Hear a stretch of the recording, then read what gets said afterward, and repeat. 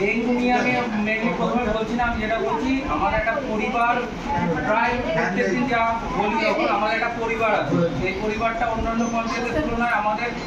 পরিবারটা অনেক মানে শক্তিশালী বলে আমি মনে করি। এটা 2016 সাল থেকে আমি ব্যক্তিগতভাবে আছি, সবার সাথে সবার একটা ভালো সম্পর্ক বা আন্তরিক সম্পর্ক আছে, যে আশা দিদিদের থেকে শুরু করে আইসিডিএস দিদিদের সাথে।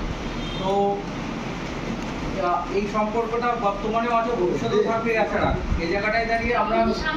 বিভিন্ন সময় বিভিন্ন কাজ বিভিন্নভাবে কাজ মিলিয়ে কাজ করেছি, পূর্ববর্তী সময় এখনো করছি, পরবর্তীকালেও করবো বলে আশা রাখছি।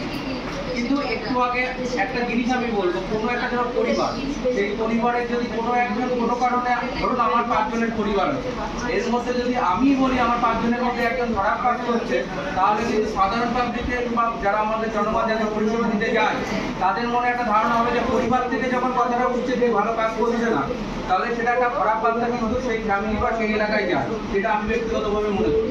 তো সেই জায়গাটায় দাঁড়িয়ে আমরা যখন ধরুন আমরা একটা কোনো একটা কাজ করছি, একটু আগে আমার জেঠি, আমার বাড়ির পাশে জেঠি বলছিলেন যে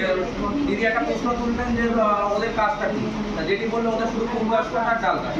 যদি আমার জেঠিমা বলেছে, যদি এই বক্তব্যটা যদি আমার জেঠির মন্তব্য থেকে আরো দুজন শোনে, ব্যাপারটা খারাপ দেখে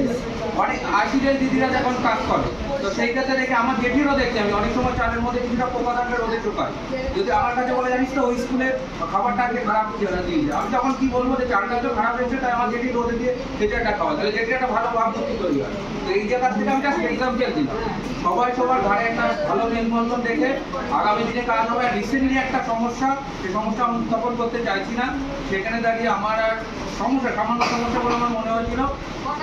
তপন কাকু থেকে এবং আমার দিদি থেকে সেই সমস্যার সমাধান হয়েছে। আশা রাখছি সেটা রিকভারি জায়গায় আসবে না, আর সেটা বিস্তারিত আলোচনা করলাম না, যেটা হয়েছে মিটে গেছে। ভবিষ্যতে কাজে কাজ মিটিয়ে কাজ করবো এবং সমস্ত বিষয়ে কাজ করবো, এই আশা রেখে আমি আমার বক্তব্য